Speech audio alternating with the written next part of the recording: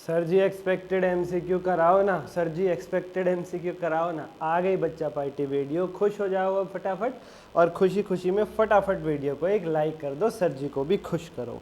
Sir आप हमें बताइए सबसे पहले तो कि आपने ये किस प्रकार से एनालिसिस किया है, क्योंकि बहुत सारे बच्चे इसको देखने के बाद ये बोलेंगे कि इतना करना सफिशिएंट रहेगा या नहीं। मेरी बात सुन लेना डिटेल में। नंबर वन थिंग, जिस बच्चे ने प्रॉपर पढ़ाई करी है, जिस बच्चे ने प्रॉपरली उसको लगता है कि मेरे एमसीक्यू रेडी हैं, मैंने किसी प्रॉपर बढ़िया सारी बुकलेट से प्रैक्टिस करी है, आईसीआई की बुकलेट से, जहाँ से भी, तो भैया आप उसको जारी रखो। लेकिन अगर आप एमसीक्यू को लेकर के फंस गए हो तो मैं बता दूं आप लोगों को, आईसीआई का स्टडी मटेरियल भगवान है। वो अलग बात है, आपको बाकी सारी चीज़ें बेची जाती हैं, लेकिन आईसीआई के स्टडी मटेरियल से बाहर कुछ नहीं आता। हाँ, डिजिट चेंज होती है नो डाउट, लेकिन आईसीआई का स्टडी मटेरियल से बाहर कुछ नहीं आता है। मैंने क्या किया है, लगभग 20 एमसीक्यूज मैं आपको करा दूंगा अलग अलग केस स्टडीज में अभी मिक्स करके, जिसके अंदर हार्ड कैलकुलेशंस भी आ जाएंगी, थोड़ी बेसिक कैलकुलेशंस भी आ जाएंगी, एंड एवरेज कैलकुलेशंस भी आ जाएंगी। बिल्कुल वही पैटर्न जिस पैटर्न में इंस्टीट्यूट एग्जामिनेशन में पूछता है एमसीक्यूज को। अब सर जी आपने कहाँ कहाँ से सेलेक्ट किए हैं? बच्चा पार्टी मैंने इसके अंदर, मैं भी आपको बता दूंगा, AS10 लिया है, 28 लिया है, बायबैक लिया है, कैश फ्लो का क्या करना है वो भी बता दूंगा, और अकाउंटिंग स्टैंडर्ड 16 भी आया है, 10 भी आया है। जहाँ जहाँ पे प्यारे बच्चों उम्मीद है एमसीक्यू पूछने की वो लिए हैं। सर आपने 7 नहीं लिया, पिछले ही अटेम्प्ट में आया था। सर आपने 22 नहीं लिया, पिछले ही अटेम्प्ट में वहाँ से एमसीक्यू आया था, तो इस बारी एमसीक्यू में उनके आने के सेम टू सेम रिपीट होने के चांसेस थोड़े कम है। AS2 मैंने ले लिया है क्योंकि 2-3 अटेम्प्ट से AS2 की केस स्टडी आई नहीं है, जो बहुत कीमती बनती है, और तगड़ा क्वेश्चन AS2 का मैंने ले लिया है बच्चा पार्टी। ओके सर जी, तो 7, 22 और AS20 इन्हें आप सब्जेक्टिव के लिए बहुत ज़्यादा कीमती मान करके चलिएगा इस बारी। Okay sir, okay sir. और अपना इंटरनल रीक और फाइनेंशियल स्टेटमेंट का जो चैप्टर होता है ना, उसमें से भी एक 2 नंबर का एमसीक्यू एक्सपेक्टेड है। वो कोई अलग से प्रैक्टिस करने की जरूरत नहीं है आपको, बस इंटरनल रीक और फाइनेंशियल स्टेटमेंट के आपके कॉन्सेप्ट मजबूत होने चाहिए, उसमें से ही निकाल करके कोई पूछा जाएगा आपसे, उसके लिए आप लोग रेडी रहना है। ठीक है सर जी, तो अभी शुरू करते हैं लेके प्रभु का नाम। लाइक नहीं किया है तो लाइक कर दीजिए वीडियो को बच्चा पार्टी। उसका कारण ये है, अगर आप लाइक कर देते हैं तो वीडियो पुश हो जाती है और सर जी की मेहनत का फल ऐसा लगता है कि वसूल हो रहा है। और सब्सक्राइब करके बेल आइकन इसलिए दबा लो, ईयरफोन रिवीजन आ रही है। पेपर के टाइम पे जाते हैं ना, ऑटो में बैठ के, गाड़ी में बैठ के, बाइक पे बैठ के, और पढ़ने का मन कर रहा होता है लेकिन कर नहीं पाते, ईयरफोन लगाना, 29 को 29 अकाउंटिंग स्टैंडर्ड 29 मिनट में रिवाइज है ईयरफोन में। अगर वो वीडियो चाहिए तो कमेंट करो और सब्सक्राइब करके बेल आइकन दबाओ। 18,000 का टारगेट जल्द से जल्द पूरा कराओ, फिर आपके लिए एक सरप्राइज भी देंगे। जल्दी पूरा करा दो, अभी कल का दिन पूरा बाकी है, मुझे पता है स्टूडेंट पावर आप कंप्लीट करा देंगे। आइए बच्चा पार्टी, मैं बात करता हूं अपने एमसीक्यूज का, डिस्कशन करता हूं start without wasting any time. बच्चा पार्टी, मार्स लिमिटेड एक संस्था है, मैन्युफैक्चरिंग एंटरप्राइज है।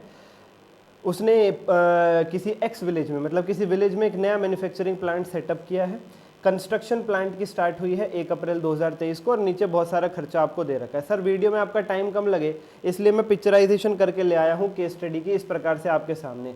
अगर ये PDF आपको चाहिए, वीडियो के डिस्क्रिप्शन में गूगल ड्राइव लिंक डाल दूंगा, वहीं से ले लेना। मैं DM करने के लिए नहीं कह रहा क्योंकि आप लोगों को टाइम लगेगा यार, अब टाइम बहुत ज़्यादा कम है।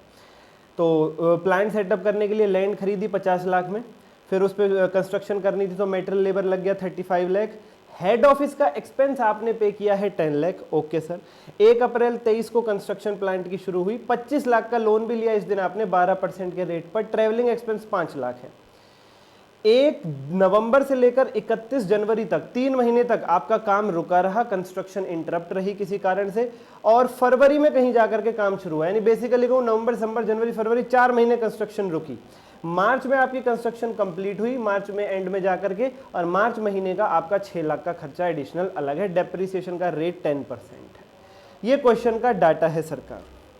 इसके बेस पर क्वेश्चन ने क्या क्या पूछा है आइए बात कर ले। देखो, सबसे पहला क्वेश्चन जो इंस्टीट्यूट पूछता है एमसीक्यू के अंदर, वो एक ऐसा क्वेश्चन ड्राफ्ट किया जाता है जिसमें कैलकुलेशन पार्ट हो, पढ़ने में थोड़ा समय लगे बच्चे को और बच्चा घबराए, आपकी घबराहट का फायदा उठाया जाता है वहां पर, जबकि आगे आने वाली चीजें आसान होती है। तो पहले क्वेश्चन को देख के कभी भी घबरा मत जाना बच्चा पार्टी। नहीं घबराएंगे सर, पक्का नहीं घबराएंगे। ओके जी, तो पहला question, which of the following expenses can not be included in cost of plant? किस खर्चे को आप कॉस्ट में शामिल नहीं करोगे? भैया ये वाला खर्चा 10 लाख हेड ऑफिस का खर्चा, तुम अपने प्लांट की उसमें क्यों शामिल करोगे? वो खर्चा तुमने हेड ऑफिस के लिए पे किया, उसका प्लांट की कॉस्ट से क्या लेना देना? ठीक है सर, ठीक है, हेड ऑफिस एक्सपेंस। दूसरा क्वेश्चन, बोरोइंग कॉस्ट में कितना इंटरेस्ट कैपिटलाइज होगा? AS16 की केस स्टडी है सर जी, थोड़ा थोड़ा AS10, थोड़ा थोड़ा AS16, जैसे इंस्टीट्यूट पूछता है मिक्स करके, बिल्कुल वैसे। और पहला क्वेश्चन कैलकुलेशन पार्ट देता है। पिछली बार उसने AS7 की कैलकुलेशन करवाई थी, इस बार इस सबसे बढ़िया कैलकुलेशन जो हो सकती है वो कैरिंग अमाउंट की, डेप्रिसिएशन की और कैपिटलाइजेशन अमाउंट की, इन सब की हो सकती है, इसलिए ये वाली केस स्टडीज ली गई है एनालाइज करके। ओके सर जी, इस प्रकार की। तो भैया बताओ कितना इंटरेस्ट कैपिटलाइज होगा? 25 लाख का लोन था 12% पे, हाँ 8 महीने के लिए कैपिटलाइज करोगे। सर लोन तो 1 अप्रैल को ही ले लिया था, पूरे 12 महीने का लोन है भैया। AS16 क्या कहता है? जिस पीरियड में एक्टिव डेवलपमेंट रुकी रही किसी अवॉइडेबल कारण की वजह से, उस पीरियड का इंटरेस्ट कैपिटलाइज नहीं होगा। तो नवंबर, दिसंबर, जनवरी, फरवरी 4 महीने रुकी रही थी, इसलिए केवल 8 महीने का इंटरेस्ट कैपिटलाइज हो रहा है, 2 lakh rupees. Okay sir.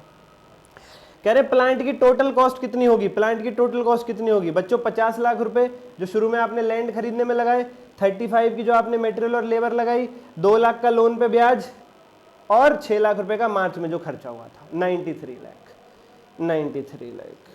March and तक का खर्चा कैपिटलाइज होगा भैया, क्योंकि मार्च एंड में जाके वो रेडी टू यूज हुआ है, रेडी टू यूज तक का कैपिटलाइज होता है। डेप्रिसिएशन कितना लगेगा 31 मार्च 24 पे? निल। ये है ट्रिक क्वेश्चन, निल क्यों लगेगा भैया? डेप्रिसिएशन कब लगता है? जब प्लांट रेडी टू यूज हो जाता है। वो कब हुआ? 31 मार्च 24 को। तो भैया एक दिन का क्या डेप्रिसिएशन है? कुछ भी नहीं। अगर वो कुछ महीने पहले ही रेडी टू यूज हो जाता तो उतने महीने का लगा देते डेप्रिसिएशन, पर वो लास्ट डे पे रेडी टू यूज हो रहा है, तो इस साल का क्या डेप्रिसिएशन आएगा? कुछ भी नहीं, इस साल तो वो रेडी टू यूज हुआ ही नहीं, आखिरी डेट पे जाके रेडी टू यूज हुआ है। नेक्स्ट, ये है बच्चा पार्टी आपकी AS10 specific case study. AS10 specific case study है, बहुत ही थोड़ा बहुत 16 भी आ सकता है कहीं इसमें, पता नहीं, तो बहुत ही ज़्यादा कीमती हो जाती है इस प्रकार की कैलकुलेशन बेस्ड केस स्टडी। चलिए जी, तो बच्चों इसमें क्या है, ये मैं लिख लाया हूँ, आपको PDF ले लेना डिस्क्रिप्शन से, लाइक नहीं किया तो लाइक कर दो बच्चा पार्टी। और छोटी सी अनाउंसमेंट, आप इन केस चाहते हैं पूरे ही MCQ करना डिटेल में, सारे सिलेबस के बढ़िया मिक्स करके, RTP, MTP, PYQ भी MCQ वाले सारे करना, तो वीडियो के डिस्क्रिप्शन में एक लिंक है, पॉडकास्ट बैच के नाम से ज्वाइन करो। 8 घंटे मात्र में आपको सारी बुकलेट RTP, MTP, PYQ सब मिलेगा। और अभी केवल इस सिचुएशन में इस वीडियो से काम चलाओ तो चलाओ, कोई दिक्कत नहीं है, इसमें पूरा एनालिसिस है, चिंता ना करें। 1 अप्रैल 2022 लैंड खरीदी 30 लाख रुपए की, इंक्लूडिंग 2 लाख लीगल फीस, और इस 30 लाख में 2 लाख रुपया रजिस्ट्री का, लीगल फीस का, लॉयर का खर्चा था। 28 लाख बेसिक वैल्यू थी, 2 लाख लीगल फीस, ठीक है। इसी दिन आपने 28 लाख रुपए का लोन भी लिया है 9% के रेट पर, ठीक है। कंस्ट्रक्शन शुरू हुई 1 मई को, 1 महीना लग गया, ठेकेदार नहीं मिल रहा था, 1 महीना लग गया, 1 महीने बाद 1 मई को कंस्ट्रक्शन शुरू हुई। Okay sir. 31 दिसंबर को कंस्ट्रक्शन कंप्लीट हुई, बहुत बढ़िया सर, बहुत बढ़िया। और 1 फरवरी से जाके इस एसेट के थ्रू जिसको हम कंस्ट्रक्ट कर रहे थे प्रोडक्शन शुरू हो पाई। ठीक है सर, ठीक है सर। और बिल्डिंग की लाइफ 40 साल आपको दे रखी है, लेकिन रूफ चेंज होती है 20 साल बाद ही, मतलब जो बिल्डिंग आप कंस्ट्रक्ट कर रहे हो उसकी लाइफ 40 साल है, लेकिन छत 20 साल बाद ही बदलवानी पड़ेगी। और 25,000 रुपीज़ का इंटरेस्ट है टेम्परेरी इन्वेस्टमेंट पर। ये क्या है सर? ये क्या है सर? भाई 1 महीने के लिए लोन तो आपने 1 अप्रैल को ले लिया था, लेकिन काम 1 महीने बाद शुरू हुआ, तो वो लोन वाला अमाउंट 1 महीने के लिए आपने टेम्परेरी इन्वेस्ट कर दिया था कहीं, वहाँ से 25,000 कमा लिया, खाली बैठे क्या करोगे? उस पैसे का यूज़ करो। ठीक है सर, क्या क्या आंसर देने? पहला आंसर, डायरेक्टली एट्रीब्यूटेबल कॉस्ट का एग्जाम्पल क्या है? 2 लाख रुपए जो लीगल कॉस्ट आपने दी थी, वो डायरेक्टली एट्रीब्यूटेबल कॉस्ट है, परचेज से रिलेटेड, वो आपकी कॉस्ट में शामिल होगी, कॉस्ट ऑफ एसेट में, कॉस्ट ऑफ फैक्ट्री बिल्डिंग में। ठीक है sir. What amount of employment cost of construction workers will be capitalised? मतलब ये देखो, कंस्ट्रक्शन में जो वर्कर काम कर रहे हैं उनको 29,000 रुपये पर महीने दिए जाते हैं। 29,000 रुपये पर महीने, कितने महीने के लिए इनको दोगे? कितने महीने के लिए इनको पेमेंट इनकी पेमेंट को कैपिटलाइज करोगे? कितने महीने के लिए? प्यारे बच्चों, कंस्ट्रक्शन कब शुरू हुई? मई, जून, जुलाई, अगस्त, सितंबर, अक्टूबर, नवंबर, दिसंबर में कंप्लीट हो गई। जिस दिन कंस्ट्रक्शन कंप्लीट होगी उसके बाद तो कैपिटलाइजेशन की बातें ही बंद कर दिया करो, और जिस दिन कंस्ट्रक्शन शुरू हुई वहां से करके ले लो। तो 1 मई से 31 दिसंबर, मई, जून, जुलाई, अगस्त, सितंबर, अक्टूबर, नवंबर, दिसंबर, 8 महीने लग गए। 29,000 into 8, 2,32,000। What is the amount of net borrowing cost? Borrowing cost कितना कैपिटलाइज करके चलोगे? बोरोविंग कॉस्ट कितना कैपिटलाइज कर? लोन कितना लिया था? 28 लाख का 9% पे, कितने महीने के लिए लगाओगे? 9 महीने के लिए। सर क्या बात कर रहे हो सर? अभी तो आपने 8 महीने की कैपिटलाइजेशन की है वर्कर के केस में। वर्कर ने काम कब शुरू किया था? जिस दिन कंस्ट्रक्शन शुरू होगी उसी दिन तो वर्कर आए होंगे काम करने, 1 मई को। हाँ, लोन कब ले लिया था? 1 अप्रैल को ही। तो वो अप्रैल महीने का लोन माफ कर देंगे बैंक वाले, वो बोलेंगे तुम्हारा काम मई में शुरू हुआ था तो मई से दो, हम अप्रैल का लोन माफ करते हैं। लोन के केस में तो 9 महीने लेने पड़ेंगे ना, अप्रैल से दिसंबर। ये आया सर जी 189,000। टेम्परेरी इन्वेस्ट करके जो ब्याज कमा लिया, AS16 साफ साफ कहता है उसे लेस कर देना। 189 minus 25,000, 1,64,000, 1,64,000। This is it. Temporary interest जो टेम्परेरी इन्वेस्टमेंट जो इंटरेस्ट मिलता है वो कॉस्ट में से माइनस होगा, कैपिटलाइज करने के लिए जो बोरिंग कॉस्ट निकालते हैं उसमें से। और सर जी ये है बहुत ही कीमती क्वेश्चन, बहुत ही कीमती क्वेश्चन। कह रहे हैं कैरिंग अमाउंट क्या बचेगा, कैरिंग अमाउंट क्या बचेगा। बहुत ज़्यादा ध्यान से सुन लेना सर, बहुत ज़्यादा ध्यान से सुन लेना, बहुत ज़्यादा ध्यान से सुनने की जरूरत है। Listen to me very very carefully now. आपने लैंड खरीदी 30 लाख रुपए की, हाँ सर। उसके बाद क्वेश्चन में दे रखा है प्रिवेलिंग और लेवलिंग का खर्चा 80,000, मेटेरियल लगाई 21,000। आप एक लैंड पे बिल्डिंग बना रहे हो, पहले लैंड खरीदी 30 लाख की, उसको लेवल कराया, मिट्टी डलवाई वहां पे 80,000, मटेरियल लगा 21-24 का, वर्कर का खर्चा अभी निकाला था आपने 29,000 इंटू 8। और क्वेश्चन में दे रखा है डायरेक्ट ओवरहेड 25,000 रुपए महीने के। डायरेक्ट ओवरहेड भी कॉस्ट में आते हैं, 8 महीने के लिए उनको भी ले लो, ठीक है सर। और अभी अभी नेट बोरोइंग कॉस्ट कितनी कैपिटलाइज करी आपने? 164। टोटल आया है आपका 58 लाख। फैक्ट्री के लिए लैंड खरीदना और उस पर बिल्डिंग बनाने का टोटल खर्चा आया है आपका 58 लाख। 58 लाख। अब बच्चों सबसे पहले इसके 2 टुकड़े करो, लैंड अलग और इसमें फैक्ट्री बिल्डिंग अलग। सर क्यों? भैया लैंड पे डेप्रिसिएशन नहीं लगता ना, क्योंकि उसकी लाइफ इनफाइनाइट होती है। डेप्रिसिएशन केवल बिल्डिंग वाले पार्ट पे लगता है। तो 58 लाख के टोटल खर्चे में से लैंड का कितना था? 30 लाख रुपए की लैंड खरीदी थी लीगल फीस मिलाकर के, ठीक है सर। तो फैक्ट्री बिल्डिंग कितने की बची sir? 58 lakh minus 30 lakh, 28 lakh. 28 lakh, very very good. Land पे तो डेप्रिसिएशन नहीं रहेगा, इस 28 लाख पे लगाओ डेप्रिसिएशन, इस 28 लाख पे लगाओ डेप्रिसिएशन। कैसे लगेगा इस 28 लाख पे? ये बिल्डिंग है, इसके लिए क्या लिखा हुआ था? इसके लिए क्या लिखा होता? कह रहे हैं बिल्डिंग के भी 2 टुकड़े करो फर्दर, रूफ अलग और बाकी अदर बिल्डिंग अलग। सर क्यों? रूफ की लाइफ जो थी वो 20 ईयर्स थी बच्चा पार्टी, और बाकी बिल्डिंग की लाइफ 40 ईयर्स थी। और डेप्रिसिएशन निकालने में लाइफ का बड़ा कीमती रोल रहता है, लाइफ का बड़ा कीमती रोल रहता है। रूफ की लाइफ थी 20 साल, अदर बिल्डिंग की लाइफ थी 40 साल। तो बिल्डिंग के भी 2 टुकड़े हो जाएंगे अलग अलग, और डेप्शन तब लिखने का। पहले तो टोटल कॉस्ट 58 लाख के 2 टुकड़े करो, लैंड अलग फैक्ट्री अलग। लैंड पे लगेगा ही नहीं, फैक्ट्री के भी 2 टुकड़े करो, रूफ अलग बाकी बिल्डिंग अलग। Okay sir. तो भैया कितना परसेंट था? 25% लिख रहे थे, रूफ का हिस्सा 25% माना जाता है। तो 28 लाख का 25%, ये हो गई रूफ की कॉस्ट। इस पर डेप्रिसिएशन का रेट है, कितना लगाओगे? लाइफ 20 साल है इसकी, मतलब इसको डिवाइड कर दो 20 से, और 3 महीने के लिए लगेगा। क्यों? दिसंबर में रेडी टू यूज हुई थी ना, उसके बाद ही तो लगाओगे, जनवरी फरवरी मार्च। ये आ गया 8750। अदर बिल्डिंग कितने की बची? 75% हिस्सा, उसकी लाइफ 40 साल है, उसे 40 से डिवाइड करो 3 महीने के लिए, 13,125। टोटल डेप्रिसिएशन हो गया सर जी 21,875। तो बताओ 28 लाख में से 21,875 बचा, माइनस किया तो क्या बचा? 277,8125। ये कैरिंग अमाउंट है फैक्ट्री का। और लैंड का तो 30 lakh minus 0 as it is रहेगा 30 लाख। तो टोटल कैरिंग अमाउंट क्या आया आपका? 277,8125 plus 30 lakh, 577,8125। Very very good, very very good. Next, buyback से बहुत कीमती केस स्टडी एक्सपेक्टेड है। बायबैक से बच्चा पार्टी, इसलिए उसको शामिल कर लिया गया है। बायबैक, आइए बच्चों इसको शॉर्टकट ट्रिक से कराते हैं आपको। जैसे कुछ डाटा दे रखा है और लिखा हुआ है what is the minimum equity Kumar limited needs to maintain after buyback debt equity ratio test के according. Debt equity ratio test के अकॉर्डिंग मिनिमम इक्विटी कितनी रहनी चाहिए बायबैक के अनुसार? इतना तो आप जानते होगे बायबैक के चैप्टर में 2/1 का रेशियो रह जाना चाहिए, 2/1 का। हाँ बिल्कुल ठीक सर। तो प्यारे बच्चों अभी ऑलरेडी जो आपकी डेट है वो है 42 लाख। अभी ऑलरेडी आपके जो डेट है वो है 42 लाख, ठीक है। ऑलरेडी जो डेट है, कह रहे बायबैक के बाद डेट इक्विटी रेशियो टेस्ट के अकॉर्डिंग मिनिमम कितने रहने चाहिए? सर डायरेक्टली से 2 से डिवाइड कर दिया करो। जब भी क्वेश्चन ऐसा पूछे बायबैक की केस स्टडी में, जब भी क्वेश्चन ऐसा पूछे कि डेट इक्विटी रेशियो टेस्ट के बाद मिनिमम इक्विटी कितनी रहनी चाहिए, कितनी रहनी चाहिए, तो जो डेट का अमाउंट है उसे 2 से डिवाइड कर दो सर। जब भी क्वेश्चन पूछे डेट इक्विटी रेशियो टेस्ट के बाद मिनिमम इक्विटी कितनी रहनी चाहिए, तो डेट के अमाउंट को 2 से भाग कर दो, ठीक है सर। उसके बाद क्वेश्चन ने पूछा कितने number of shares debt equity ratio test के अकॉर्डिंग आप बायबैक कर सकते हैं। मैं इसका फॉर्मूला आप लोगों को करवा चुका हूं लगातार, बार बार, 1000 बार। ऊपर रखना है आपको long term debt plus short term debt, debt is 42 lakh. ये लिखा हुआ मैंने यहाँ पे, ये लिखा हुआ 42 lakh.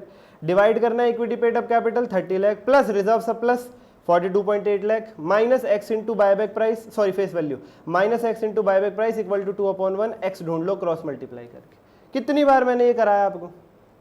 I repeat once more, ऊपर रखना है long term date 42 lakh plus short term date भी आता है लेकिन वो जीरो था। नीचे क्या रखना है? Equity payable capital 30 lakh plus preference थी zero plus reserves 42.8 lakh minus X into face value 10 रुपए minus X into buyback price 30 equal to 2/1, X ढूंढ लो। ये आ गया 129,500, 129,500। सर एक बात बताओ, रिजर्व्स 42.8 लाख कैसे आए? रिजर्व तो क्वेश्चन ने 49 लाख के दे रखे थे सर, इसमें रिवैल्यूएशन रिजर्व भी था 620। ये नहीं आता सर बायबैक के चैप्टर में कहीं भी, रिवैल्यूएशन रिजर्व को हटा दिया करो, माइनस 620, 42,80,000। ओके सर, उसके बाद पूछ रहे हैं अमाउंट बताओ कितना हो जाएगा बायबैक का। अगर 129,500 शेयर्स एक्सपेक्टेड और बायबैक प्राइस 30 है तो 129,500 इंटू 30 कितना अमाउंट हो जाएगा बायबैक का? 3,88,500। सिंपल सिंपल, ज़्यादा टाइम नहीं लगाना इसमें।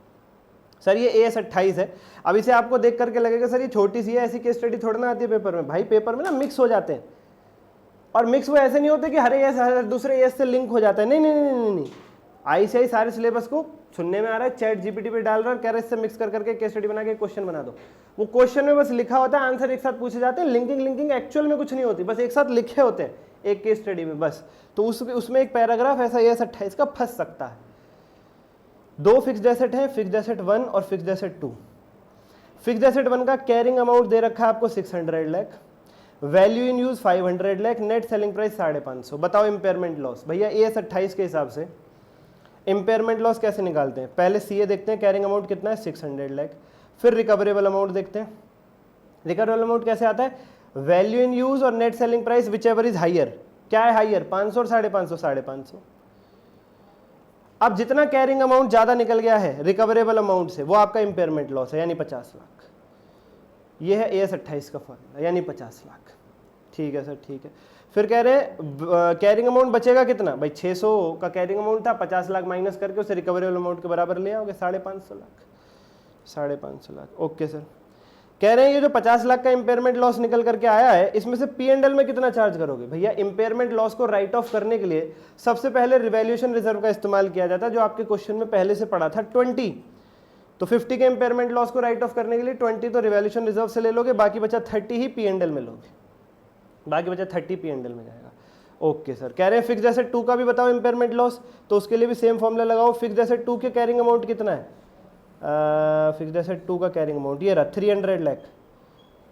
इसका रिकवरेबल अमाउंट वही वैल्यू इन यूज यानी कि 350 और net selling price 320, whichever is higher, दोनों में हाई क्या है? 350। भैया यहाँ तो रिकवरेबल अमाउंट ज़्यादा है, अगर रिकवरेबल अमाउंट ज़्यादा आता है तो इंपेयरमेंट लॉस नहीं होता, इसलिए नील आ जाएगा इसका आंसर। ये AS 28 था हमारा, ये AS 28 था हमारा। नेक्स्ट, ये बहुत ही तगड़ी केस स्टडी है अकाउंटिंग स्टैंडर्ड 2 के ऊपर, इसको शुरू करते हैं। लाइक कर दो बच्चा पार्टी, नहीं दो ये केस स्टडी तंग कर देगी, तो देख रहे हैं। ये बहुत तगड़ी केस स्टडी है बच्चा पार्टी, AS 2 के ऊपर, बहुत समय से पूछा नहीं है इसलिए इसकी उम्मीद है। बहुत तगड़ी केस स्टडी है, मैं समझाता हूँ बच्चा पार्टी इसको पूरे तरीके से, बहुत ध्यान से सुन लेना, बहुत ध्यान से सुन लेना। PDF ले लो, नीचे गूगल ड्राइव का लिंक है, बहुत ध्यान से सुन लेना। विक्रम करके एक बंदा है, लोन लिया 6 लाख रुपए का 10% पर एनम के रेट पर 1 अगस्त को, अप्रैल मई जून जुलाई 4 महीने बीत जाने के बाद लोन लिया। ठीक है, ठीक है सर, ठीक है सर। लोन वाले 6 लाख रुपए का क्या इस्तेमाल कर रहा है? 1 लाख रुपए के तो वो इक्विटी शेयर्स खरीद रहा है, 1 लाख रुपए के तो इक्विटी शेयर्स खरीद रहा है। ठीक है sir, no problem sir, no problem. कितना पैसा बच गया? 5 लाख। 5 लाख रुपए में से उसने रॉ मेटेरियल खरीद लिया 1000 किलोग्राम 125 पर यूनिट के दाम पर, यानी कितने रुपए का? 1000 इंटू 125, नहीं सॉरी 4000 लिखा हुआ, ये 1000 नहीं है 4000 है, सॉरी 4000 इंटू 125, 5 लाख रुपए का। लो भैया, यानी 6 लाख रुपए के लोन में से 5 लाख रुपए का तो रॉ मटेरियल खरीदा है और 1 लाख रुपया इन्वेस्ट कर दिया, कहीं इक्विटी शेयर खरीद लें किसी कंपनी के। 6 लाख का लोन लिया था 10% के रेट पर, विक्रम ने 1 अगस्त को 5 लाख का रॉ मटेरियल खरीद लिया 4000 किलोग्राम 125 के रेट पर और 1 लाख रुपए के इक्विटी शेयर खरीद लिए किसी कंपनी के। 9000 इक्विटी शेयर मिले 10 रुपए की फेस वैल्यू वाले। सर 1 लाख में 9 इंटू 10 90,000 का माल। हाँ यार, हो जाता है ऐसा, महंगा चल रहा है रेट, क्या है उसमें, क्या है उसमें। ठीक है सर, ठीक है सर। अब बच्चों, ये 4000 kg का रॉ मटेरियल हमारे पास पड़ा हुआ है, इसका इस्तेमाल करके पहले तो इसका रिप्लेसमेंट कॉस्ट भी दे रखी है आपको 100 पर यूनिट। ये जो रॉ मटेरियल है पर यूनिट प्राइस कितना? 125 रुपए कॉस्ट प्राइस। और इसका पर यूनिट रिप्लेसमेंट कॉस्ट भी आपको दे दिया है 100 पर यूनिट। ठीक है सर, ठीक है। अब इस 4000 किलोग्राम रॉ मेटेरियल का इस्तेमाल कहाँ कहाँ हुआ है मैं बता देता हूं आपको। इस 4000 किलोग्राम रॉ मटेरियल में से 2000 किलोग्राम तो यूज कर लिया है फिनिश गुड्स बनाने में। फिनिश गुड्स बनाने में 2000 किलोग्राम रॉ मटेरियल से 1000 यूनिट फिनिश गुड्स पैदा हुआ है, यानी हर एक यूनिट फिनिश गुड्स पैदा करने में 2 kg का रॉ मटेरियल खर्च होता है। टोटल रॉ मटेरियल कितना खरीदा 4000 किलोग्राम, उसमें से कितना फिनिश गुड्स बनाने में यूज कर रहे हैं 2000 किलोग्राम, और 2000 किलोग्राम से कितने यूनिट फिनिश गुड्स बन रहे हैं 1000। तो तुम बताओ ना हर एक फिनिश गुड्स की यूनिट में कितने किलोग्राम का रॉ मटेरियल लग रहा है 2 किलोग्राम। ठीक है, तो 4000 kg में से 2000 kg तो फिनिश गुड्स में खर्च हो गया 1000 फिनिश गुड्स बनाने में। बाकी बचे 2000 रॉ मटेरियल यूनिट्स में से 1500 units 1500 kg raw material qualifying asset बनाने में खर्च कर दिया। 500 अभी बचा हुआ आपके पास, 500 अभी बचा हुआ। तो क्लोजिंग स्टॉक रॉ मटेरियल का कितना है 500। भैया खरीदा था 4000, 2000 kg यूज कर लिया 1000 फिनिश गुड्स बनाने में, 1500 यूज कर लिया क्वालिफाइंग एसेट बनाने में, 500 बचा हुआ है। और ये जो फिनिश गुड्स पैदा हुए थे ना 1000 यूनिट, ये पूरे के पूरे स्टॉक में, ये क्वेश्चन में साफ साफ लिख दिया। यानी आपको यूनिट्स मिल गई। रॉ मटेरियल कितने यूनिट पड़ा है क्लोजिंग स्टॉक में, सर जी रॉ मटेरियल पड़ा है 500 यूनिट, और फिनिश गुड्स कितने यूनिट पड़ा है सर जी 1000 यूनिट। 1000 यूनिट, बहुत बढ़िया। अब आपसे क्या क्या पूछा जा रहा है भैया, आंसर करो। सबसे पहले वैल्यू बताओ रॉ मटेरियल जो बचा हुआ है इसकी और फिनिश गुड्स की, इसकी और फिनिश। तो पहले फिनिश गुड्स की निकाला करो हमेशा, क्यों रॉ मटेरियल की वैल्यूएशन तो फिनिश गुड्स पे डिपेंड करती है ना, पहले फिनिश गुड्स की निकाला करो हमेशा। Okay sir, 1000 unit finish goods की वैल्यू कैसे निकालोगे, 1000 यूनिट फिनिश गुड्स की कॉस्ट प्राइस कैसे निकालोगे, बताओ बच्चा पार्टी, बताओ बच्चा पार्टी, बताओ। सर इस 1000 यूनिट फिनिश गुड्स को बनाने में क्या क्या लागत लगी, भैया 2000 kg तो रॉ मटेरियल लगा था 125 रुपए पर यूनिट में जो खरीदा था, तो 2000 इंटू 125 का रॉ मटेरियल। ठीक है सर, फिर क्वेश्चन ने दिया था 1 लाख की लेबर ओवरहेड लग गई, 3.5 लाख का खर्चा लगा इसमें, 3.5 लाख का खर्चा, 3.5 लाख का खर्चा। कितनी यूनिट प्रोड्यूस हुई 3.5 लाख के खर्चे में फिनिश गुड्स की 1000। तो भैया पर यूनिट की कॉस्ट बताओ फिनिश गुड्स की, 3.5 लाख डिवाइडेड बाय 1000।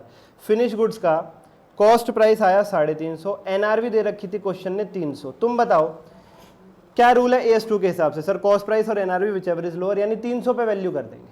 तो मैं जो फिनिश गुड्स में यूनिट बची हुई है 1000 यूनिट, उनको 300 पे वैल्यू कर दो 3 लाख, मेरा फिनिश गुड्स आ गया 3 लाख रुपए का। रॉ मटेरियल कैसे आएगा, रॉ मटेरियल के लिए आप पहले फिनिश गुड्स देखो, फिनिश गुड्स लॉस पे बिक रहा है, हाँ भैया लागत आ रही है 350 और मार्केट में बिक रहा है केवल 300 का, लॉस पे बिक रहा है। जब जब फिनिश गुड्स लॉस पे बिकता है रॉ मटेरियल की वैल्यूएशन रिप्लेसमेंट कॉस्ट पे करते हैं। तो रॉ मटेरियल में जो ये 500 यूनिट बची हुई है इनकी वैल्यूएशन रिप्लेसमेंट कॉस्ट जो क्वेश्चन ने दे रखी थी 100 उस पे होगी, 500 इंटू 100 50,000। सर अगर ये फिनिश गुड्स बिक रहा होता हमारा प्रॉफिट पे, तो रॉ मटेरियल की वैल्यूएशन होती कॉस्ट प्राइस पे। नेक्स्ट आपसे पूछ रहे हैं ये जो सेल्फ कंस्ट्रक्टेड एसेट आपने बनाया है AS10 के हिसाब से इसकी कॉस्ट कितनी होगी, ये जो 1500 यूनिट इसमें खर्च कर दी थी सेल्फ कंस्ट्रक्टेड एसेट बनाने में। तो सर जी 1500 यूनिट का तो सेल्फ कंस्ट्रक्टेड एसेट बनाने में रॉ मटेरियल लग गया जो 125 के दाम पर खरीदा था, हाँ 90,000 और 15,000 का ऊपर का खर्चा दे रखा है उसमें, बहुत बढ़िया सर। 292,500 और ब्याज शामिल करना ना भूलें, ब्याज शामिल करना ना भूलें। 6 लाख का जो लोन लिया था उसमें 1 लाख तो इक्विटी शेयर के लिए, वो उसे अलग हटा दो, उसे अलग हटा दो। बाकी बचे 5 लाख पे 10% का रेट लगेगा 8 महीने के लिए। क्यों, अगस्त में लोन लिया था ना, अगस्त नवंबर अक्टूबर नवंबर दिसंबर जनवरी फरवरी मार्च। और बच्चों इंटू 1500 बटे 4000 करना ना भूलें। क्यों सर, अरे भाई वो 5 लाख का जो लोन लिया था उससे क्या किया था आपने, 4000 यूनिट रॉ मटेरियल खरीदा था, और सेल्फ कंस्ट्रक्टेड एसेट में कितने यूनिट यूज किया है, केवल 1500। तो 5 लाख के लोन में से कितना यूज किया आपने सेल्फ कंस्ट्रक्टेड एसेट के लिए, 5 लाख के लोन में से कितना पैसा सेल्फ कंस्ट्रक्टेड एसेट के लिए यूज किया। 5 लाख का लोन में आपने 4000 यूनिट खरीदी पूरी रॉ मटेरियल की, 5 लाख डिवाइडेड बाय 4000, जिसमें से 1500 आपने यूज करी, 1500 आपने यूज करी। ठीक है सर, ठीक है ठीक है। इसे आप डायरेक्टली इंटरेस्ट को ऐसे भी निकाल सकते हैं सिंपल तरीके से। सेल्फ कंस्ट्रक्टेड एसेट के लिए लोन में से आपने 1500, लोन वाले अमाउंट में से आपने 1500 यूनिट खरीदी 125 के दाम पर, जिस पे 10% का ब्याज लगेगा 8 महीने के लिए, ऐसे भी निकाल सकते हो। यह आएगा 12,500। तो फाइनली आपका कॉस्ट हो गया 3,05,000, 3,05,000। उसके बाद क्वेश्चन पूछ रहा है कैपिटलाइज कितना होगा इंटरेस्ट, अभी तो निकाला 12,500, अभी तो निकाला 12,500। कह रहे P&L में कितना इंटरेस्ट जाएगा ये भी बता दो। तो भाई P&L में कितना इंटरेस्ट जाएगा बताओ, 5 लाख 10%, 8/12 बची 2500 यूनिट के लिए, बची 2500 यूनिट के लिए। या फिर आप ऐसे भी निकाल सकते हो P&L में कितना जाएगा, बाकी बची 5 लाख रुपए से जो आपने 2500 यूनिट रॉ मेटेरियल खरीदा था 125 के दाम पर, उस पर 10% 8 महीने के लिए, उस पर 10% 8 महीने के लिए, और 1 लाख पे 10% 8 महीने के लिए, वो भी P&L में ही जाएगा। लोन तो वो भी है, ब्याज तो उसका भी देना पड़ेगा, वो भी P&L में जाएगा 27,500। इन्वेस्टमेंट की कैरिंग अमाउंट कितनी बचेगी? बहुत ही सिंपल, 1 लाख रुपए की इन्वेस्टमेंट आपने करी थी, माइनस डिविडेंड कितना मिल गया आपको? 9,000 शेयर थे 10 रुपये वाले, 20% का डिविडेंड डिक्लेयर किया था कंपनी ने, क्वेश्चन में लिखा हुआ था, ये देखो पी लिमिटेड, यानी जिसके शेयर्स खरीदे हमने, 9,000 शेयर खरीदे 10 रुपये वाले, उसने 20% का डिविडेंड दिया हमें, तो हमें कितना डिविडेंड मिला? 9,000 इंटू 10 इंटू 20%, कितना डिविडेंड मिला हमें? 18,000। तो 1 लाख की कॉस्ट में से 18,000 का डिविडेंड हमें वापस मिल गया, तो हमारी नेट कॉस्ट कितनी पड़ी?